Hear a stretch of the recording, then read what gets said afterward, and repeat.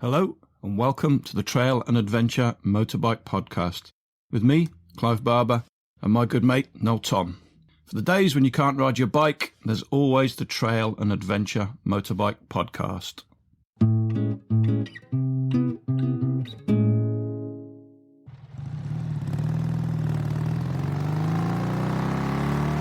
But yeah, relax, Adam, you've got your serious face on. You know, when you did that video with Greg, you were like, fucking hell, he seems really normal and sensible. And then we meet this fucking buffoon who's hilarious. I want hilarious buffoon. Cameras and recordings that do it. Just be yourself, mate. That's funny enough. We've been trying to get this guy on our podcast for ages now, and we've ground him down. Come and be on it. He's our friend and riding partner, Adam Mitchinson, from off of Rally Raid, and we're really glad to have him. We've got lots of questions for him. Do you feel like we don't know a lot about him? We really don't know a lot about him, do we, really? No, I don't know. Not really. His job's still a little bit of a mystery. I think he takes his job very much for granted, whereas I think a lot of people will be quite interested to hear how Rally Raid operates. What did you do today, Adam?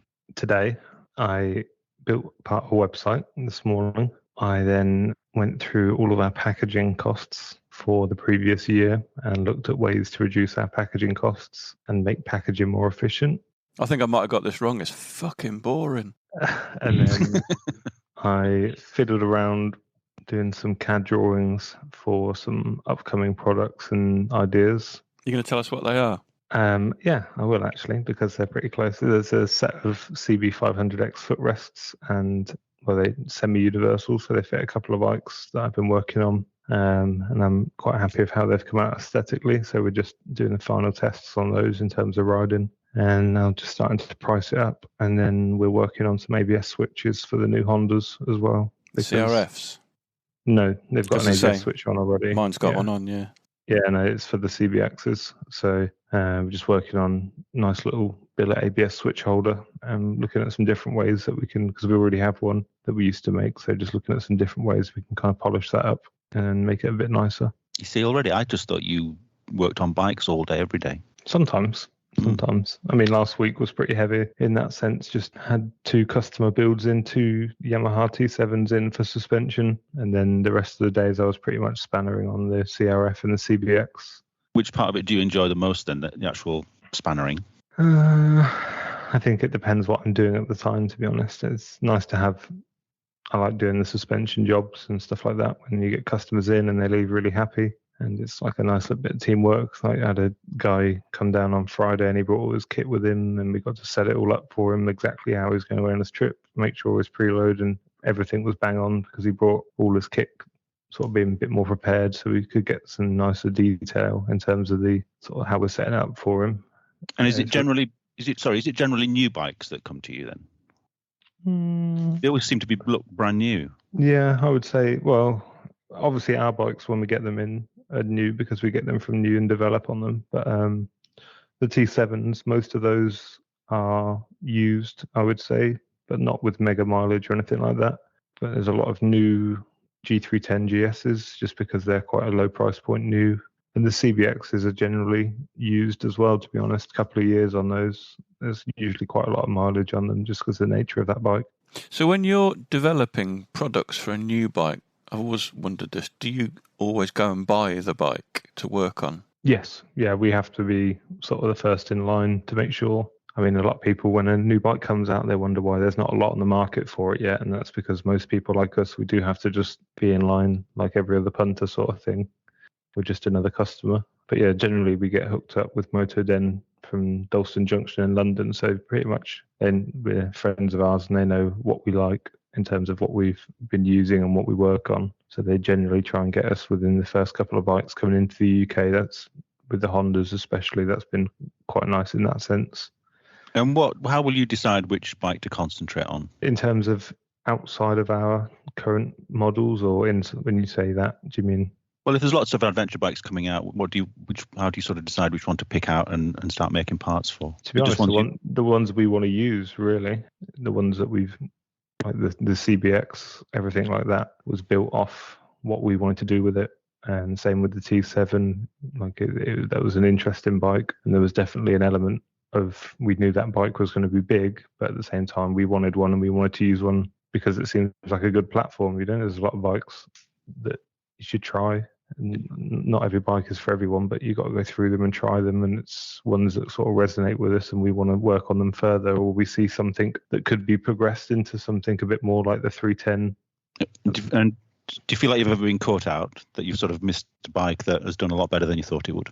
The KTM 690 was always a bit of a sore point. We had a really, really outstanding start with that bike. We were some of the first to start making parts for it, and that's kind of how Rally Raid came to be. But when it was 2018, I think, and they were meant to be stopping the KTM 690, and that's sort of what some contacts within KTM had told us, that they were going to be stopping the 690. So we kind of cooled off on that, and then they followed through into 2019 with a new model and carried it on, sort of thing. And then the 701 came out, and it was a bit of it kind of threw us off a little bit, if you know what I mean, because we were expecting that bike not to come out with a new model. So we didn't go ahead and make auxiliary tanks for it, which kind of stopped at the 2018 year. A lot of our products for the 690 unfortunately stopped at that 2018 mark just because of the information we'd been, I'm not sure if it was leaked or given, but unfortunately the 690 carried on, which is a good thing because it's a great bike. But you're not privy to any information that nobody else has? I wouldn't say so particularly, no. You get whispers and stuff like that, but it's no different than your mate down the pub or anything like that works for a bike brand, or I wouldn't say there's anything that's really come out in. The other side of that, have you ever bought a bike with a view to making parts for it and gone, nah, let's not do it? Yes.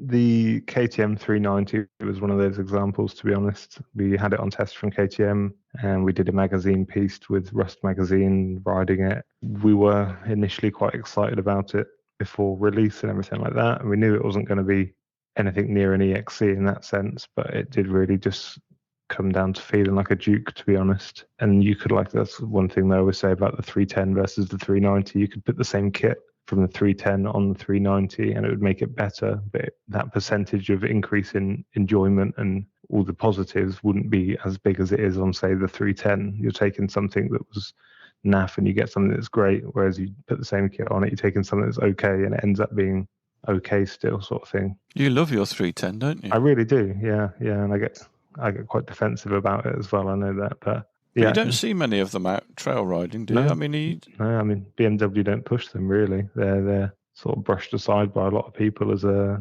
you sort of buy it for a new rider and they move on from it within the first 2 years. What is it you really like about it? The engine, to be honest. Yeah, it's got a cracking little engine in it. Like compared to like the 300, the CRF300s, it absolutely goes. It's got like a very expressive sort of high revving engine, which is quite fun. The nice power output in the top end. It's good on the road.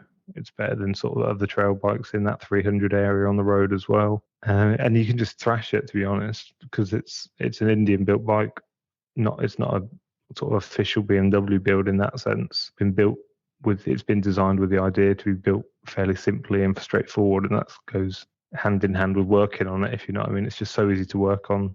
Do you think a lot of them have been fully converted? Yeah, we've done quite a. I wouldn't be able to. I mean, I could probably get their numbers, but yeah, there's 100 plus sort of Rally Raid 310s out there easily in terms of the suspension kits and everything like that. I mean, we're up to, I think we're in the 200s with the wheels, maybe the 250s, possibly more than that, to be honest. I'd have to have a look at the numbers, but yeah, they're picking up pace as well, which is surprising. A lot of people on the internet would say that the 390 would absolutely kill the 310 off, but it's just not true.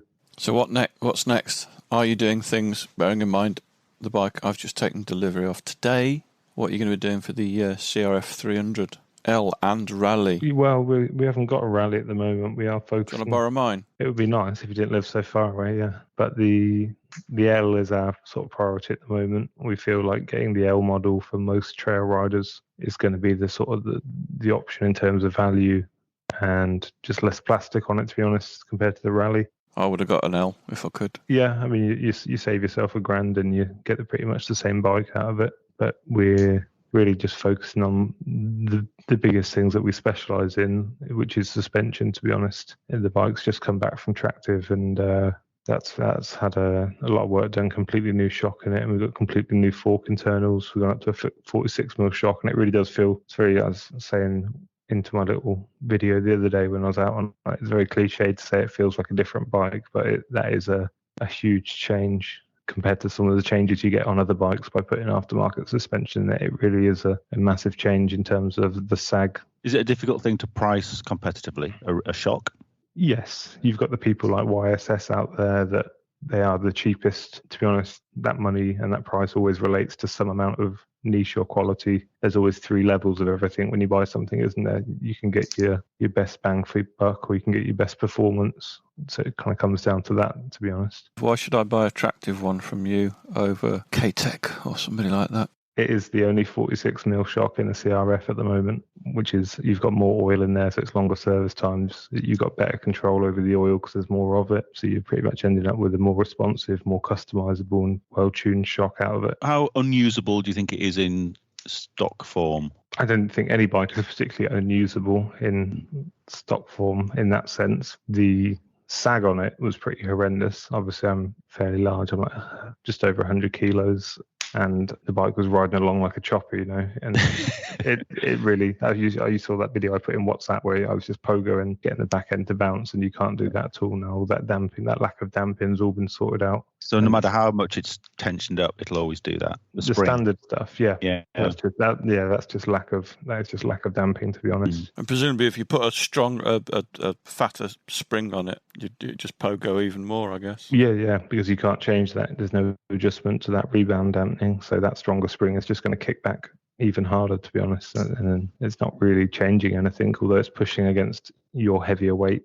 Obviously, you're going to be heavier if you put a heavier spring on it. But in terms of how it makes the bike react, it's just a lot more force kicking back up at you. There's no way around that, to be honest. It is what it is. But at the end of the day, it's a $5,000 bike, and that's part of it, isn't it? I think for most people, beginner trail riders, all the way up to sort of fairly happily to bumble along trail riders, it's absolutely fine if you're just taking it easy, or if you're not pushing it in any way. But that moment when you take it past that, with any sort of experience or luggage on it and stuff like that, it does become fairly hard to ride in that sense. I mean, especially for new riders, I was surprised how much the front end pogos back at you. It would be almost off-putting for a lot of new riders to have that sort of sensation, because it's not damping that rebound properly. It really does. Sometimes when you hit a rock or something, almost pogo you off the other way, which is quite unusual. It's quite a large deflection. But if you're just cruising along and pootling around on the off-road stuff with your feet down sort of thing, is never going to have any issues with that sort of plushness. So Adam, you've told us previously you were some kind of junior enduro champion. No, not quite. There's no gold on my mantelpiece. How old were you when you first rode a motorcycle? I would say between 6 and 7, I think. The PW50, little Yamaha, maybe even a bit younger. We started off on a quad when I was sort of late toddler age, and then I'd say between 5 and 7. Was it something you wanted to do, or was it something that your dad got you to do, or how did it happen? But it's obviously something that my dad wanted me to do, because I've been doing it. I can't remember being 5 or 6 or 7, to be honest. So I've ridden as long as I can remember, really. But you remember enjoying it from the word go? Oh, yeah, definitely. Yeah, it's always been something very enjoyable. Or even if it wasn't a motorbike, it was a farm quad or something like that. But yeah, definitely everyone likes mud and engines, don't they? But and then at what age were you racing for the first time? I think I did my very first motocross race. They had to ask to let me in because I was very young, and I was on an XR70. I was probably 8, I think, and I was a little XR70, and my dad actually had to take the shock out of it and put a solid rear end in it so I could get my leg over it. So it pretty much had no suspension. But yeah, I remember that as well. That was one. Did you win? No. I didn't come last, but yeah, I think it was in the 11 to 13-year-old sort of. I remember they had to ask, and it was quite a cool. Did you take to it? Were you good at it from the get-go? Again, I don't really remember a lot of being that young, to be honest. I always remember my brother to be a better rider, or in terms of when we got older. Apparently before that had a bit more in terms of aggression and getting into it sort of thing. But then when I was sort of 13, 14, I had a bit of a nasty crash, and that set me back a couple of years in terms of confidence and stuff like that. It took me a while to want to ride again. Was that a crash during a race? No, that was just practicing at a friend's motocross track. Unfortunately, his little sister came out on a quad and just pulled into the track. And I kind of high-sided the bike trying to avoid her. And I was wearing an open-face helmet, and it just caved my teeth and mouth and stuff. Oh, who'd be stupid enough to wear an open-face helmet? I know. In a motocross race. Yes. No, we were just in a field at a private motocross track, and I just tried to stop too quick on the grass, and it just kind of high-sided me, and the bar went through the. Was that a visit to the hospital? Was that bad? Oh yeah, it was multiple visits for quite a long time. Yeah. And you say your brother was better. Was your brother? Was he more competitive than you, or was he just more reckless, or was he just generally a better rider? He was a lot better. I think he was a lot better trials rider than I was, and obviously doing enduros and extreme enduros and stuff. That's sort of where it shines through. His attitude was probably not as good in terms of keeping it together. Yeah, he used to throw his toys out the pram and stuff sometimes when we were racing, but it does get that sort of heated sometimes. But yeah, no, he's just a good riding them a lot more at the time, and sort of he was a lot more sort of out on the bikes, the push bikes, dirt jump bikes and stuff, a lot more than I was, sort of thing. But obviously being older, he was sort of leading the way. But yeah, no, as we got older, he kind of drifted off into other stuff, and he's still a good rider now, obviously, but he's just too busy with work and stuff, really. So where did you went from being a 6 and an 8 year old on tiny bikes to being riding in the British Enduro Championship? That me and my brother started doing the British Enduro rounds when we were 18 and 19, which is sort of the youngest you can enter them at. And then it's something that if you're not sponsored by the age of 22 or something like that, or age of 20, you end up becoming sort of bogged down by money. To be honest, it's a pretty expensive thing. But so did you stop at the age of 22 then? Just before that, I'd say probably about 20 is when it had to take a back burner in that sense. So both me and my brother were obviously very lucky to be supported to do the British Enduro Championships and stuff like that, and a lot of the Fast Eddie rounds, or the UK GB Sprint Championship, which is a really good little set of sort of very short, unusual enduros that they ran. But yeah, once you start working and all that sort of stuff, it is quite hard to keep that one race a month thing going, to be honest. And whether that's time or money, or going down discovering the pub and things like that, it does all happen, doesn't it? Did you race outside of the UK, or was it all UK? Generally, no, we're all within the UK. Yeah, it's we used to just get picked up from school on a Friday sort of thing and go down to they used to run a lot of evening enduros in the summers and stuff like that. And that was all nice to do in the week time, and you get to just bunk off school sort of thing and go down and race, and that was all pretty fun. Would you like to race now? Yes, yeah, I'm desperate to be honest. It's well, why don't you? Again, just buying an enduro bike again, funding it all, and it becomes very expensive.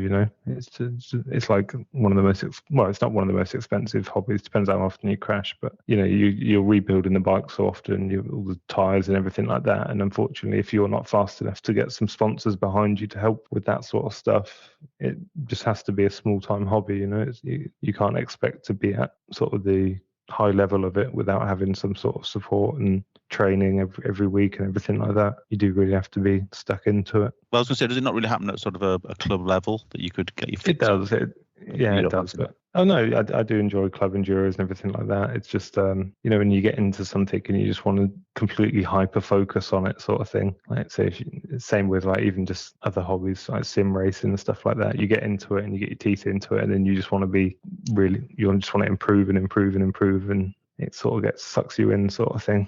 Do any of these bikes you had as kids still exist? Do you still have any? No, they all got moved on. I did see one a while ago, TTR 125, that used to do Dawn Till Dusk and stuff like that on. And that was I was very fond of that bike back then. And that went to a friend of family, and then it came back a couple of years ago just to have a service, sort of thing. I think I saw it in the workshop, but no, generally they've all moved on. So did you ever fancy having a crack at the Dakar? Dream scenario, somebody gives you a bike and a budget and says, go and ride the Dakar. Do you think you would? Oh, yeah. Yeah, if someone's going to fund it, yeah. Who wouldn't, to be honest? I wouldn't. No, would. He'd just do it at his own pace. He'd want to stop for tuna and rice. He'd spend 8 months doing it. Oh, this mint tea. You've got to try this mint tea. It's incredible. Oh no, it's not in Morocco anymore, is it? No, yeah, I think it's quite the whole Dakar Dreams. Not cliche, but yeah, it's almost too obvious. But I still think it's one of those things that most people from any sort of competitive or off-road based riding would really want to have a crack at, just to say they've had a crack at it, you know. But like you say, you get the addiction to it, where people don't finish 1 year, they remortgage their house, and they spend the next 5 years trying to get finished. And whether that's through their own riding or mechanicals and stuff like that, it is very easy to ruin your life trying to get to Dakar. What is your sort of background in engineering then? What qualifies you to do what you do? Self-taught, to be honest. I didn't study engineering. I could do CAD drawing from a young age. That was something that I just kind of picked up along with Photoshop and Illustrator and stuff like that. So that's always been there, like 3D modeling, whether it was for motorcycle stuff. It wasn't really at that time. It was more for sort of gaming and design stuff. But yeah, just really self-taught, to be honest. Just sitting down and knuckling down with software. I've always liked learning software, and that's sort of where that starts. Like drawing something is a bit of a challenge, you know, and it's like once you complete it and you've worked it all out and done it, it's quite a rewarding thing in that sense. So have you worked anywhere else outside of Rally Raid? Yeah, so I used to do graphic design for a retail company, and that's what I studied. So that's what I studied for and what to do. And that was an office-based role, sort of managing websites and their designs and photography and stuff like that. But I have to say I would take Rally Raid any day of the week, just sitting in an office, to be honest. What kind of riding do you do now then? Not a great deal in very short term history, to be honest. Like, we're all quite lucky to get our trips away in the summer and where we do the TET or something like that, but generally a lot of the riding I'm doing at the moment is just for work, to be honest, just testing products. Yeah. Do you have a driving license? For a motorcycle? Yes. Yeah, but you don't have a car license? No. Why not? Life behind bars. It's amazing you've got away with it for so long. Yeah, it does come up in conversation fairly often. When did you last drive a car? Well, like on the road, legally with L plates. Yeah. When did you last drive a car legally? Never. No, probably a couple of years ago, to be honest. Yeah. And does it not appeal to you at all? I honestly don't like being in cars that much, to be honest. Yeah. It's one of the necessities. Yeah, you have to do it at some point, and that's in the works at the moment for spring. But I don't shy away. I quite enjoy riding in all weathers all year, sort of thing. It does get frustrating when you've had a week of shit weather, but it never really grinds on you that much because it's nice being on your bike. Even those winter mornings, you know, when it's all foggy and icy and stuff, it's always really nice environment to be in. You're very connected. But it's obviously never been a massive inconvenience to you not to drive. I mean, it's probably not an inconvenience to me, maybe to those around me, but yeah. So getting back to Rally Raid, why did your dad start Rally Raid? To be honest, I think he bought a CNC machine for his original, so his OG company, which does plastic moldings, and that was in the 2007 sort of when all that happened. And a lot of work went over to Asia and everything like that. So there was a bit of a quiet spell, and he was prepping to do, I think it was the Tuareg Rally. So we'd been using KTM EXCs for sort of long distance racing and stuff like that before, and the KTM 690 came out in 2008, and it kind of just coincided with that, to be honest. So he'd been making his own parts just to fill time, learn how to use the machine, because he's a manual machinist historically. So he's pretty much teaching himself CAD, which is quite impressive for how computer literate he is in so many other ways with so many other softwares. But with the CAD, he's very switched on and spent a lot of time teaching himself. Started off word of mouth, to be honest, just sort of supplying a very small group of friends. People would go to rallies and see it at the rallies and want one, and then I guess it's just snowballs from there, really. So he just started off as a hobby, making stuff for himself, which grew from there. Yeah, it was definitely a hobby workshop sort of ordeal for a couple of years, before that real demand sort of reared its head and said we want more of it, sort of thing. But very little was done in the early days to sort of advertise it or anything like that. It really was just people used to turn up at a rally with a big rally box full of stuff, and it would all be gone by the end of it, sort of thing. He was into rallies and enduros, was he, or just rallies? a bit of everything. The last enduro that we rode together, it was one of the extreme events done by Enduroland, and it was a pretty gnarly sort of typical extreme enduro with the rock piles and everything like that. And that was when he was 58. So and he did unfortunately come a cropper and knock himself silly during it. But yeah, it's I think he really got into the rally sort of stuff when he was sort of mid-40s. I think his first ever one was in Tunisia, and he just did it on an EXC sort of thing, got hooked on the whole roadbook navigation and obviously the landscape you're doing it in, and then just kept going back, kept making modifications to the bikes. It started off with like a 525 and then brought it out to a 570 to try and make it better in the sand and everything. And yeah, really just in terms of what changes were happening, it was very much hobby stuff at that point. But like I say, he's got his engineering background and everything like that, and it all just sort of comes together in the parts that you want to make for yourself. And that's really how you end up with something. You just want it, can't find it, so you make it, and then other people want it as well. Does the molding thing, that's still happening?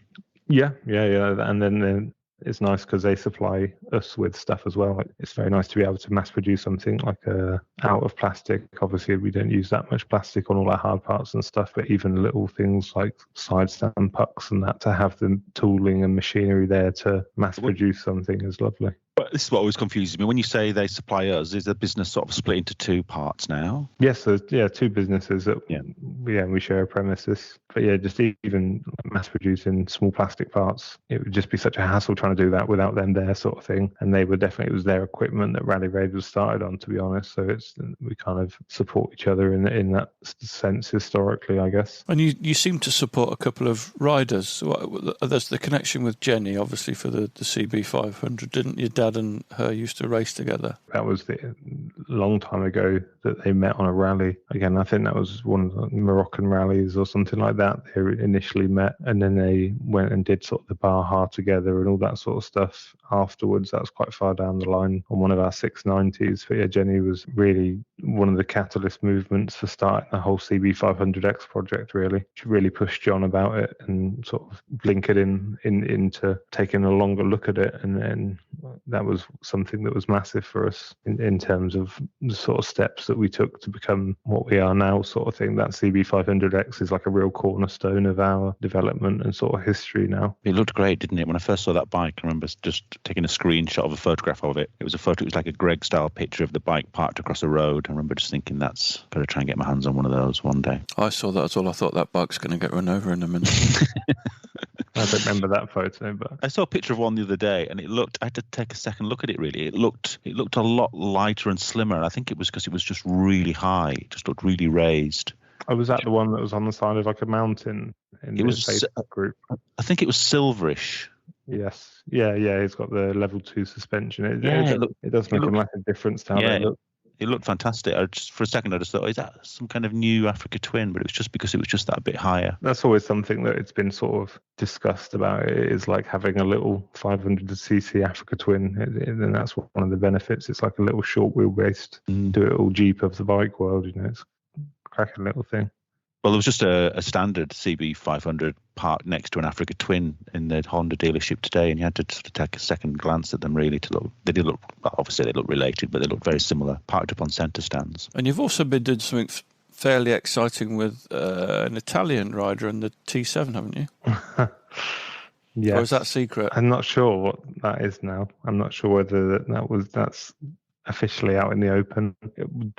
Through Manuel Lucchesi from Rebel X, and he's also sort of his own brand in Italy, builds a lot of custom bikes, a really sort of special one-off T7s that use our suspension, and he also deals with the Yamaha Dakar teams and stuff like that. Just through sort of mutual connections and everything, that new Yamaha T700 Rally World Raid prototype, is running one of our rear shocks in it that was sort of Manuel was the middleman there and did the speaking between us and the Yamaha team.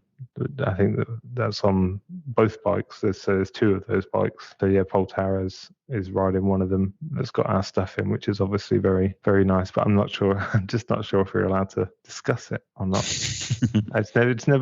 It's never been cleared up if it's a discussable thing. Right, because you've posted about it, haven't you? Yeah, well, no, we didn't post about it. We said we wonder what shock they're running in it. It's just it was just an interesting suspension. But no, yeah, things like that are very, very exciting.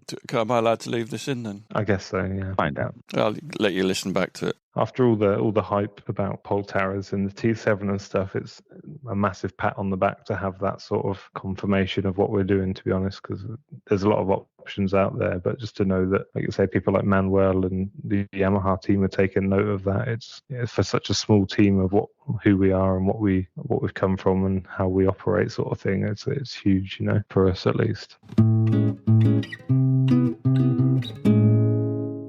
So what's next then for Rally Raid? We're going to be busy with the new CB500X for a little while, and then we got to kind of look forward. I want to clear up some of the 690 parts and sort of update those. We were trying to work in a bit more of a modern way in terms of marketing and stuff like that we talk to more people. We try and get out to all the shows a bit more. We do more sort of YouTube content and everything like that, I guess, until something pops up on our radar. We're refining what we're doing, going back and improving things and stuff like that, and just riding, to be honest, because like you say, it's easy to get caught up in not riding, and then you're missing out on decent bits of information and experiences and stuff like that. So there's nothing that's been really flagged up for us necessarily in the next year in terms of releases. I'm not sure we're going to see any big releases from any manufacturers in the next couple of years. I think the 390 will stay as it is for quite a long time. And that's the same with the CRF. They've only just released it. Honda don't change things unless it's every sort of 3 or 4 years normally. Can't imagine a lot in terms of brand new bikes that we'll be able to share with anyone in the next sort of 12 to 18 months, really. For those of us that have the new CRF, can we expect to see more parts apart from just the suspension? Yes, yeah. There's a range of hard parts. Like I say, unfortunately, the bike's been over at Tractive for quite a while we get our priority down. But yeah, there's engine guards, rear racks. We're doing fat bar risers at the moment, running some prototypes of those. And there's quite a few different options out there. So we're just trying to make sure that everything we bring to the table is unique and it offers something that has a genuine use, if you know what I mean. You can just go onto the 24MX and get a set of 40 quid fat bar risers from Renthal or anything like that, but you got to try and find those uses that you want out of the bike and hope that those uses and needs resonate with other people for just little niggly things, really, like mountain GPSs, having the bike set up how you want it for your height and sort of. Obviously, it's not set up for a European rider really out of the box, is it? No, it's quite small. Really comes with bonding with the bike, which I've still got a bit of work to do with the 300, really. When you finally make a part that I need, will you name it after me? Yes, sure. Yeah. Yeah, and then that's another point, just backdating it. The Rally Raid twat. The Rally Raid mug. I was quite surprised how many people the 250s have asked for some of the products we're developing to be backdated. Yeah. So I just thought there was such a plethora of stuff out there already, to be honest, that there wouldn't be anyone looking for anything new. But it seems like the 250 community is very much alive and kicking in that sense. What bike are you taking to Spain in the spring? I will probably take the BMW G310 GS. Again? Yes. You're going to be the only one on the same bike. No. That's because I like my bike. Loyal person. Well, yeah, the plan was to take the CRF. Everyone's going to be on a CRF, and I think it would be quite fun to go on the... I think there's only going to be 3 CRFs, 2 690s and the 310. I feel obliged to take the 310 and show it. It would be boring if we were all on 300s, wouldn't it? It would be very slow as well. It would be very, very slow. Yeah.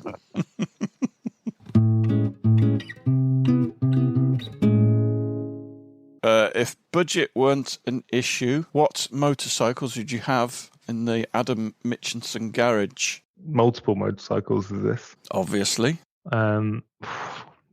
Do you own a motorcycle now? Yeah. I still own 3 of my own ones, yeah. So what are your own 3? A Honda Grom, obviously. Yeah. A CG125 that's been part transformed into an excellent trail bike, and a CB500F, the road version of the X. So I've somehow grew a little Honda family without realizing. What made you get the Grom? Just the idea that it was going to be like a pit bike that was road legal, to be honest. It didn't quite work out like that. It wasn't as light or as cheap or as sturdy as a pit bike I thought it was going to be. But yeah, no, I absolutely love it. Can I bring you back to the original question? Because you just mentioned a CG125 and a fucking Grom. They're in nobody's dream garage. Unfortunately, I would still have a Grom. That is okay. It's your choice. You get that in the Bible. I think I'd have to have something for trail riding and sort of off-road. If money was no object, you'd get a factory Dakar bike, wouldn't you? And just ride that around on the trails just for, you just would. For shits and giggles. Noel's shaking his head at that. When I picked my Honda up today, Noel offered to come and help me and bring his trailer and bring it all the way home for me. And I said to him on the way, you wouldn't have done this if it was a KTM, would you? And he just looked at me and went, no. No, I think it'd have to just because it would be some sort of factory bike, just for occasional usage sort of thing. A KTM Freeride E would be something that, because they're so expensive for what they are, but they seem like such a fun object. And I know it's not a bank breaking bike, but I think it's something that's its cost to what its value to what it is worth isn't in line at the moment. Same with a lot of e-bikes, but I think if you had the money there, it'd be really nice just to try all the overly expensive e-bikes out, to be honest. How much is that KTM bike? I think they're like 12 and a half, like 11 and a half. It is, which is a lot for essentially a electric 250cc bike, isn't it? But have you ridden one ever? Yes, yeah, I've rode one of the off-road ones, and it was really fun. But I'd like the supermoto version, which I think they've actually stopped selling now. But they did a really cool supermoto version that they had Julien Dupont, the French Charles rider, do like a big expo on. It just looked like a little remote control car version of a bike, to be honest. But yeah, nothing too crazy. I'd probably get something like for a road. I quite like road riding recently. Yeah, it'd be ideal for you, that, wouldn't it? You could quite easily live with one of those. Yeah, and then I just have like some sort of ridiculous sports bike, like an S1100RR or something like that, just to go out on a Sunday on, and then come back and get back on a Grom or something. Do you think we should get Groms? I think everyone should at some point. Yeah, I really do. You can't put it into words. You can't bottle it, but yeah, everyone should. Would you like to travel on it? Yeah, it would be fun. I've seen a lot of friends on Instagram and stuff that have got them, or people that have done sort of across Morocco and things like that. And it would be just because once you get past the point of it not being suitable, it becomes exponentially more fun, sort of thing. But what will it happily cruise at? 50, yeah, with me on it. Yeah, 50. It says it hits like 68 downhill, but I don't believe that on a Honda Speedo. That's like 50 miles an hour, really, isn't it? Have you seen the French guy that really piles it up with luggage? I think it looks like it's got TKC 80s on it or some equivalent of that. Not sure, no. We did that Africa Grom project with John Milbank from Bennett's, and that was like, I yearned for that, and I never got mine set up like that, and that was kind of the plan. We built his, and then I was going to do mine, and I just kept mine as a road bike, to be honest, and just put a little stunt cage on the back of it, and that never really changed much else. Presumably you can wheelie it, can you? Yeah. You can wheelie everything. Yeah. I mean, once you can with a Grom, there is pretty much no bike it's so underpowered. It's got like 9 horsepower. So once you can perfect the timing of that, pretty much any other bike is doable. So it's a 125, is it? Yes. Yeah, it's a 125, but it's sort of based off the old C90 flat stroke engines, which is, it's bulletproof. It's good fun. Right, I've got some quick fire questions for you now. Go on then. This is either or. So you have to tell me which one. Honda or BMW? Honda. Fuel or food? Fuel. Rally or enduro? Enduro. Adventure or trail? Oh, adventure. Adventure. Adventure's just a long trail ride, isn't it? Yeah, it's a confusing question. There we go. Multi-day trail ride, yeah. Northumberland or Northampton? For the wildlife or for the nightlife? Northumberland, yeah, it's got to be. Kenda or Motos? Kenda every day. Internal combustion or electric? Internal combustion, yeah. Tarres or Birch? Are they trees? Oh. Pol Tarres and Chris Birch. Pol Tarres is a giant. It's just Fucking Birch is going to be furious, man. He says no to slow. he can send me an email. It's absolutely fine. No, I think it's a joy to watch them both ride, but just seeing how big Pol Tarres is now, he muscles the bike around is impressive. It is. Yeah, Did you enjoy those? Yeah. Food or fuel? Does that mean how you consider food? Well, say you're down to £5, you can either go for a Burger King or you can put £5 of fuel in your bike. What do you do? Oh, I see. I thought, yeah, it's a funny question, that. Because I thought it meant, how do you see food? As food or fuel? Oh, no.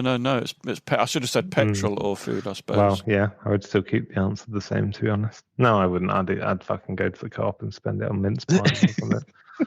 Yeah. I was going to say, yeah. You can once you've been for your ride, come back and pick me up from Burger King, will you? Right. Many thanks to Adam. That's Mitchinson done. Not sure what we're doing next week. We've got a number of different options in the pipeline, and it just depends on who is going to be available to record something. Otherwise, there might be a gap of a week or so. If you've got any ideas, give us a shout. If you've got anything great you want to come on the podcast and talk about, everybody's welcome. Catch you later.